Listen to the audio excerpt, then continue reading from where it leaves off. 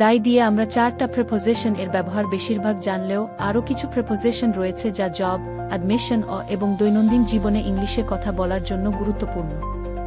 ভিডিওটি 1 মিনিট দেখুন। Die away, ধীরে ধীরে মিলিয়ে যাওয়া বা নিঃশেষ হওয়া, বিশেষ করে শব্দ বা আলো। Example: The sound of the train died away in the distance. Die down, তীব্রতা কমে যাওয়া বা শান্ত হওয়া। Example: The storm died down after midnight. Die out, সম্পূর্ণ বিলুপ্ত বা হারিয়ে যাওয়া। Example: Dinosaurs died out millions of years ago. Die in, যুদ্ধ, শান্তি বা কোনো নির্দিষ্ট স্থানে বা অবস্থায় মারা যাওয়া। Example: Many people died in the war.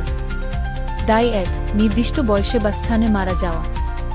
Example: She died at the age of 80. Die for, কারো বা কিছুর জন্য প্রাণ দেওয়া, কিছু পাওয়ার জন্য প্রবল আকাঙ্ক্ষা থাকা।